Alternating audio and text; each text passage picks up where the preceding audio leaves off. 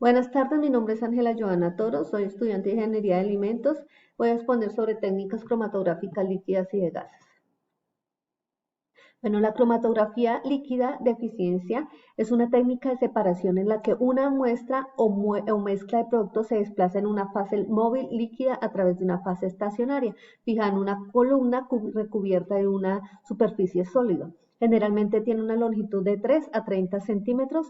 La fase móvil está conformada por una mezcla de solventes según sus polaridades. La cromatografía de gases es probablemente la técnica de más amplia utilización. Ninguna técnica analítica puede ofrecer la capacidad de la separación de la sensibilidad en la hora de analizar los compuestos volátiles. Entonces, las características de la cromatografía líquida de alta eficiencia es que viene desarrollándose a pasos agigantados debido a que principalmente a su versatilidad, la alta sensibilidad, la fácil adaptabilidad, la precisión, la posibilidad de utilizar especies volátiles o inestables térmicamente y su gran aplicabilidad de las sustancias de interés en la industria. Aquí vemos un esquema de la cromatografía líquida. Bueno, la forma más habitual de la clasificación es realizada por fase de la base de la naturaleza de la fase estacionaria, ya que esta se impone fundamentalmente en el mecanismo de separación. De este modo se pueden enumerar en 4 tipos de técnicas. Una de ellas es la cromatografía de absorción. Entonces, la fase estacionaria es un absorbente. La separación se basa en repetidas etapas de absorción y desorción. En la cromatografía de reparto de absorción, las fases son ligadas químicamente. La separación en este caso se basa en un reparto de soluto entre la fase móvil y la fase estacionaria. Otra es la cromatografía de intercambio iónico. Entonces, este tipo de cromatografía se da cuando la fase estacionaria presenta una superficie de grupos ionizados capaces de retener selectivamente a iones de signo contrario que circulan en la fase móvil. La cromatografía de exclusión molecular, la fase estacionaria en este caso, es un material poroso de tamaño del poro controlado que permite la entrada de ciertas moléculas a manera selectiva, dejando fuera todas las otras de mayor tamaño. Entonces, la clasificación, los dos primeros casos son muy similares, que varían únicamente en el tipo de interacciones que se producen y la cual de ellas es la más predominante. Por esta razón, en la práctica se realiza otra división de los dos primeros tipos de cromatografía, entendiendo la polaridad de la fase estacionaria, que es la cromatografía de fase normal y la cromatografía de fase reversa.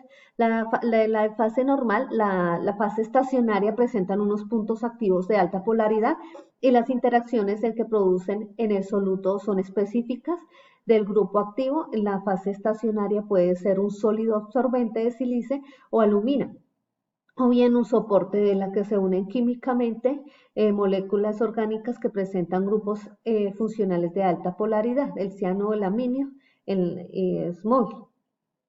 La cromatografía reversa es inversa. Entonces, la fase estacionaria tiene una naturaleza apolar de cadenas hidrocarbonadas, grupos de felino, y las interacciones se producen son inespecíficas, el efecto de Solbod-Fodo.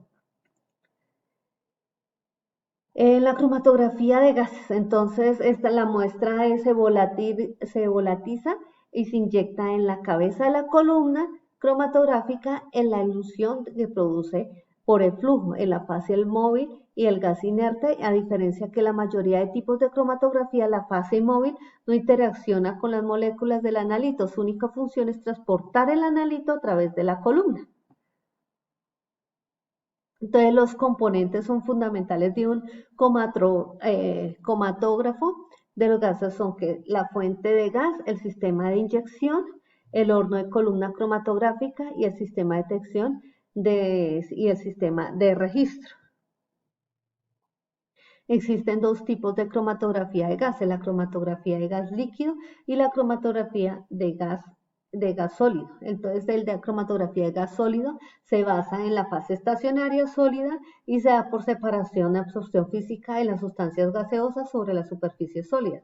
Entonces, la columna que se emplea para esto son empaquetadas o de relleno tubulares o tubulares abiertas de capilares.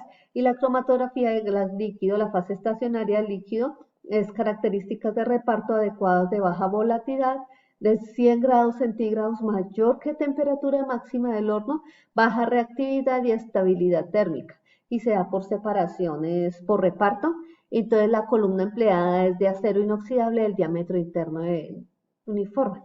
Las columnas empaquetadas o de relleno tienen un diámetro de 2 o 5 milímetros. La longitud es de 1 o 15 metros. Diámetro, las partículas de relleno deben ser mínimo 10 veces inferior al diámetro del tubo. Aquí esta es una imagen de las columnas empaquetadas o de relleno. Las columnas tubulares de abiertas, entonces esta es la imagen.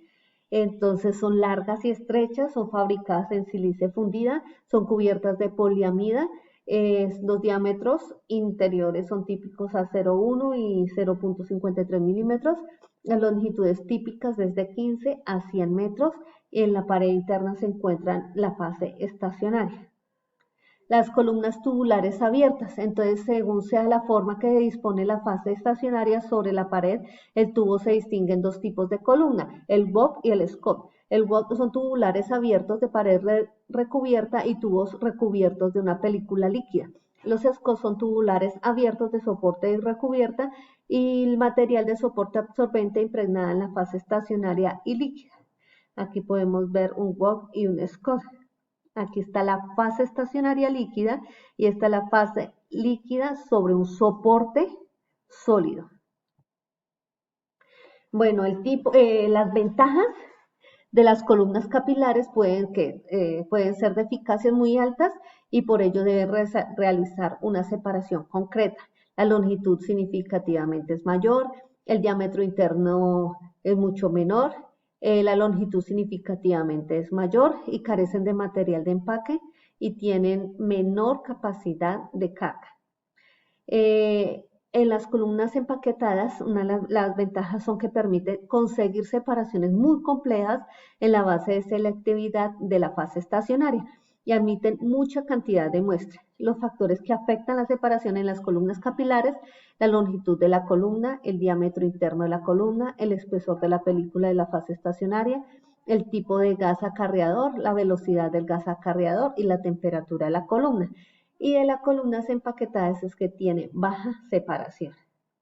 Bueno, los gases más usados es el helio, hidrógeno y nitrógeno. El helio es caro, el suministro es finito y más usado.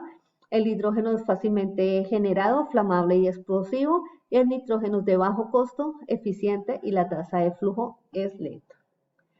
Esta es mi bibliografía. Muchas gracias.